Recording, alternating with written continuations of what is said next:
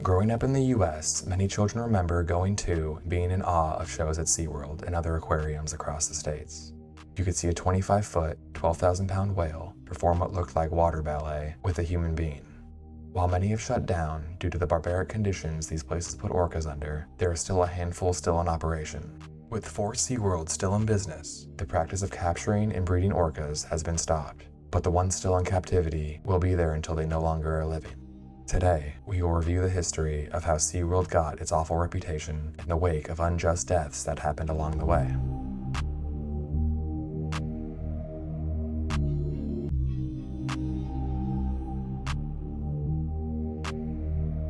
In 1964, George Millay, along with 3 men, started SeaWorld in Mission Bay of San Diego.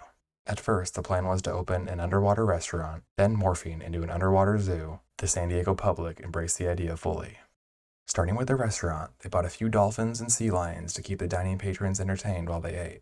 Having success for over a decade, in 1989, the group sold SeaWorld to the Anheuser-Busch Corporation. After running and expanding the parks across the states, in 2009 it was sold to the BlackRock Group for $2.3 billion. A few years later, they completed a public offering, selling 37% of ownership in the parks to everyday investors and other corporations. While orcas are otherwise known as killer whales, they technically are a species of dolphins. Having one of the biggest brains, weighing in around 15 pounds, they are some of the most intelligent animals there are. Males in the wild live around 30 to 60 years, getting up to 32 feet long, while females live from 50 to 90 years and will reach up to 22 feet long, roughly 40 times the size of a human. Researchers have found 2 types of orcas. Some being transient, meaning they swim wherever they please, being able to move 100 miles a day, and others being resident, who stay in the same area their whole life. Resident orca diets consist mostly of fish and kelp, whereas transient orcas are known to eat other sea mammals such as seals, other dolphins, and sometimes smaller whales. Being highly intelligent and emotional animals, researchers have found that they live with and around their family for about a decade before starting their own pods. While family is a big part of the orca's upbringing and future, let's dive into the barbaric way SeaWorld acquired all their orcas. Having 4 total locations in the US, the first orca show was in San Diego. Starting in the 1960s, the Shamu show was the first and most famous, quickly becoming the show name for all orca shows for the decades to come. The original Shamu died in 1971 after only 6 years in captivity. It needs to be mentioned that there are no instances of orcas attacking people in the wild, and all 4 killings of humans have been from orcas in captivity. SeaWorld had 3 main ways of getting orcas to their aquarium. In the old days, they were captured in the wild, but once that was outlawed, they moved to either buying some from other non-successful parks or breeding their current orcas across their multiple parks. The capturing of orcas was mainly done in Iceland, Canada, and off the coast of Washington state, but was outlawed in the US in 1972. The storied history of moving their orcas around the country from location to location in order to breed them was only put to a halt in 2016. A breakdown of the breeding history of SeaWorld was well laid out by David Kirby in the book Death at SeaWorld. The complex but also important story of this practice is as follows. Katina would be considered the matriarch orca of SeaWorld due to how many offspring she was forced to have. Being captured in Iceland in 1978, she was separated from her mother at the age of 2.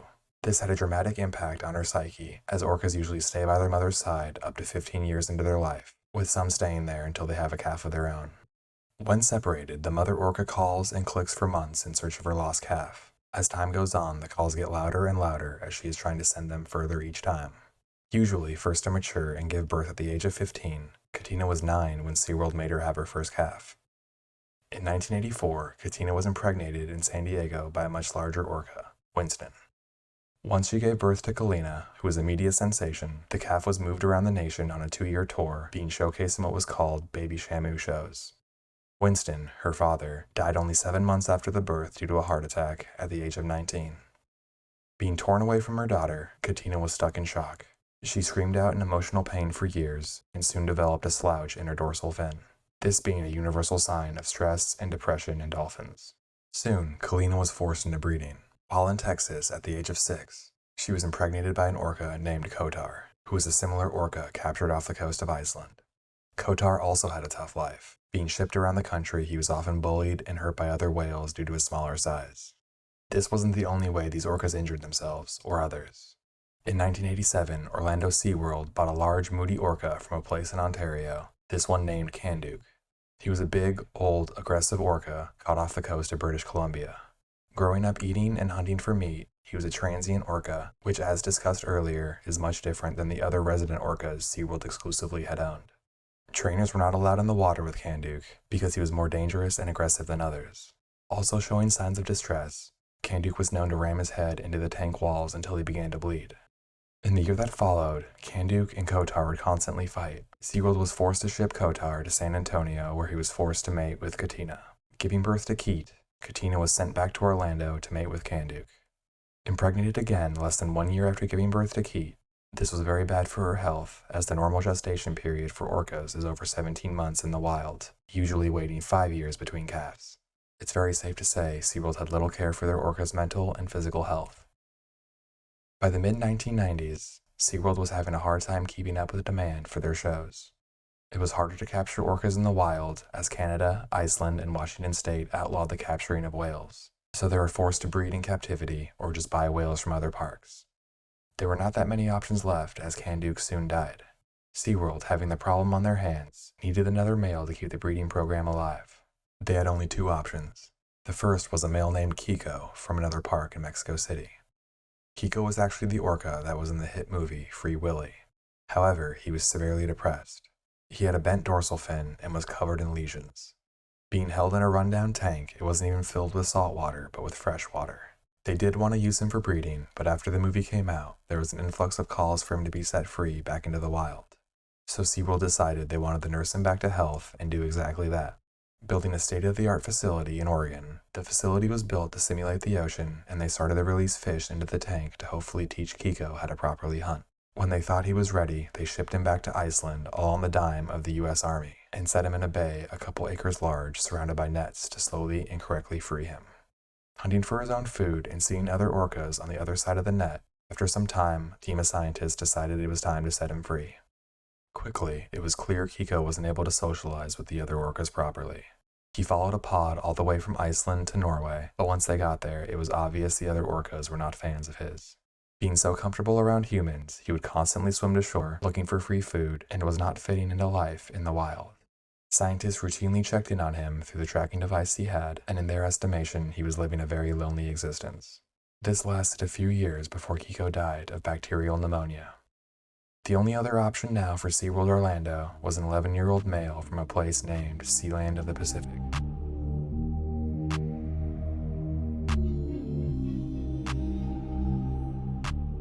Named Tikum, it was known by them at the time that he had recently just killed a person and was up for sale. Captured off the coast of Iceland as a young calf in 1983, the hunters who caught him trapped him and his family in a large net. Taking him on board of the boat due to his relatively small size, they put him into a tub a little larger than his body, half filled with seawater.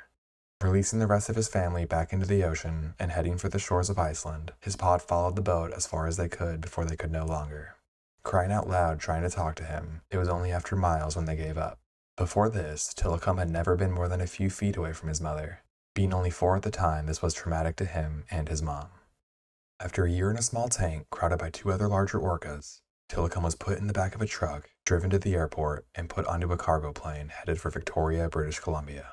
Sent to a park named Sealand of the Pacific, he was placed in a containment area that was in the ocean but surrounded by nets and docks. Being completely netted off to the wild, parkgoers were able to observe him from the docks during the day, and during the night he was put into an enclosure with 2 other killer whales. Nootka and Haida were their names. Not being so fond of Tikum due to his ever-growing size, they were constantly bullying him. Ramming into him and raking their teeth on him, Tikum constantly had lacerations from their teeth. During the off hours of the park, all 3 were moved into a small pool for up to 14 hours at a time. Quickly becoming depressed, Tikum had a slouched over dorsal fin as he was only fed dead fish after being forced to perform tricks for the trainers. And if he refused to go into his nighttime enclosure, they would withhold food from him. This all came to a head in February of 1991. Between orca shows, 20-year-old animal trainer Kelty Byrne was walking on the dock in the orca enclosure and slipped. Dipping one leg into the water, that was all that Tikum needed. He grabbed onto her foot and dragged her fully into his pool. Managing to break free for only a moment, she reached for the dock, but there was no ladder out, making it extremely difficult to pull herself up. Tikum then came back for more. Grabbing her and dragging her to the center of the pool, he then brought her to the bottom of the pool and held her there. Witnesses said Kelty screamed for help as Tikum let her up for air briefly, but then dragged her back under. Fellow employees tried to free her with a long hook, but Tikum kept her away. They also threw out a life preserver, but he kept her away from that as well. The staff was doing everything they could to distract Tikum, hoping he would release her, but he did not let go. Bringing her under again and again, only letting her up for brief gulps of air, the other orcas began to join in at this point. Balancing her on his nose, they tossed her around while she was still alive. Finally, after 15 minutes of torment, Tikum brought her underwater where she eventually drowned. After quite a struggle, they were able to retrieve the body with a weighted net, but she was mangled with bruises and lacerations.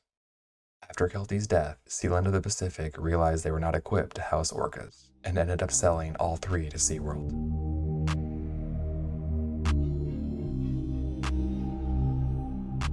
This sale was in 1992, and Tikum was in Orlando for 7 years before killing again.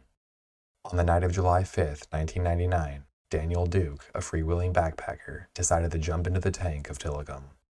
The 27-year-old vagrant found himself in several jails across the country before landing in Florida. Being spotted in the park in the days just before his death, it was easy for security to locate him on security footage due to his distinct dreadlocks and multiple attempts at hitting on women. But when he wasn't doing that, he was watching the Shamu show repeatedly. Seeming to be obsessed with orcas, not many noticed him there until after the fateful night. On the afternoon of July 5th, when the park closed, Daniel hid close to Shamu Stadium and the coast was clear. He hopped the gate leading to the G-pool, took off all his clothes, and approached the tank. That night, Tikum was in his tank alone. While SeaWorld claims there was no camera footage of the tank that specific night, what we do know is that at 7:05 a.m. the next morning, a worker arrived to a horrific sight. At first he didn't realize what he actually saw. He thought there was a large white toy on Tikum's back, but upon further inspection it was not a toy. It was the nude, lifeless body of Daniel Duke. Staff and authorities were notified, and Tikum allowed himself to be wrangled into another area. When they fished Dukes out of the water, he had multiple bite marks, was extremely bruised, and had drag marks all along his body. His boxer shorts were found at the bottom of the pool, along with his left testicle. To this very day, SeaWorld's official stance is that Duke was a trespasser and most likely died due to hypothermia and drowning, saying that the park holds no fault in the death. Many believe that the park having no security footage on their million-dollar animal seems very hard to believe, but that is the story they told authorities in the investigation. The coroner's report noted all the physical damage and did not mention hypothermia. Critics claim that Duke was under the impression that orcas were not dangerous by the various messaging that SeaWorld puts out about their whales, pointing towards one advertisement in the early 1990s claiming they turned Tikum into Mickey Mouse. The only death by an orca that did not take place at SeaWorld was the death of Alexis Martinez by the orca Kiko. Being on loan from SeaWorld, Kiko and 3 other orcas were shipped to the Loro Park in the Canary Islands off the coast of Morocco in mid-2009. Brian Rokeach, who was leading the training exercise, was also employed by SeaWorld San Diego and was sent over to teach the park trainers how to properly work and train the orcas. The unfortunate event took place during a session on Christmas Eve 2009. Martinez was working maneuvers with Kiko like he had done thousands of times before, but this time he decided to improvise a few unfamiliar moves. Floating in the water waiting for Kiko to pick him up on his nose, Kiko decided it was time. One thing to note is that Kiko was said to have been acting weird the entire show night and eventually placed himself between Martinez and the ladder leading out of the tank. At this point, Kiko became aggressive. Using his nose, he rammed Martinez and then pushed him all the way to the bottom of the tank, crushing him. Then, laying motionless, Kiko came up to the surface, presumably for air, and then went back down, crushing Martinez again. After a few minutes, Kiko retrieved Martinez and brought his unconscious body back to the surface, where everyone tried to help perform CPR to no avail. The park released a statement the following day, calling it an unfortunate accident resulting in Martinez drowning. After the autopsy, it was glaringly obvious Martinez did not drown, but suffered a very violent death. The injuries are as follows. He had multiple abrasions, a lacerated liver, badly damaged internal organs, both lungs collapsed, fractured ribs and sternum, and finally, several puncture wounds consistent with the teeth of orcas. Although the orcas and head trainer were on loan from SeaWorld, the company denied any responsibility for the attack. Coming back to SeaWorld, let's discuss Tikum's final and most famous killing. 11 years after Tikum's second killing, on February 24, 2010, trainer Don Branchow was finishing up working with him during a Dining with Shamu lunchtime show.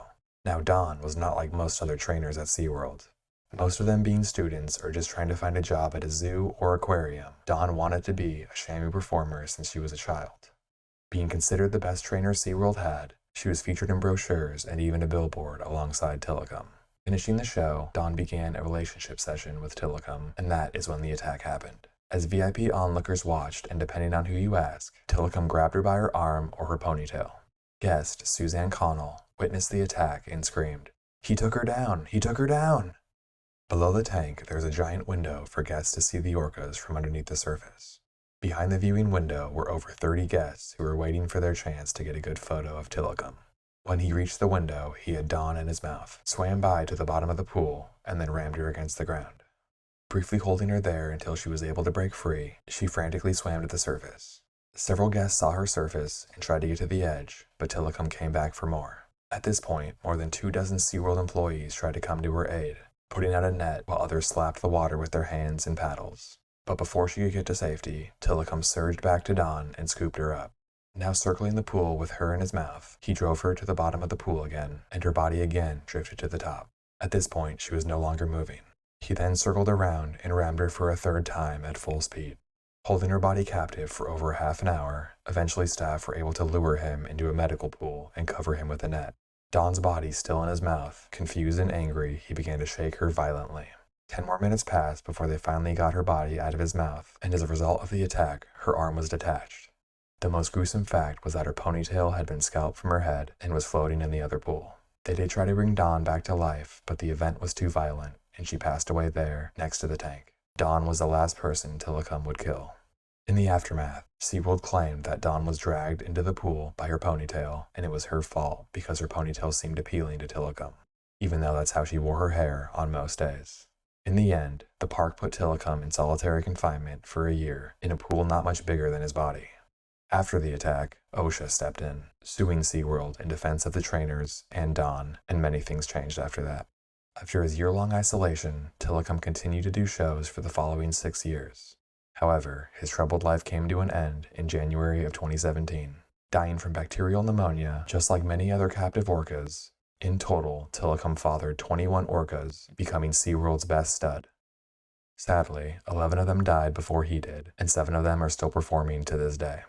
SeaWorld has since ended their breeding program, and once the rest of their orcas pass or become too old to perform, they have pledged to end their orca shows entirely. Thankfully, since 2012, they no longer allow anyone to get into the water with orcas, hoping to never have another death in their parks due to orca attacks. SeaWorld has made many changes in the decade plus since this incident. They are more regularly inspected by multiple organizations like the American Zoo Association, OSHA, the USDA, Humane Society, and U.S. Fish and Wildlife.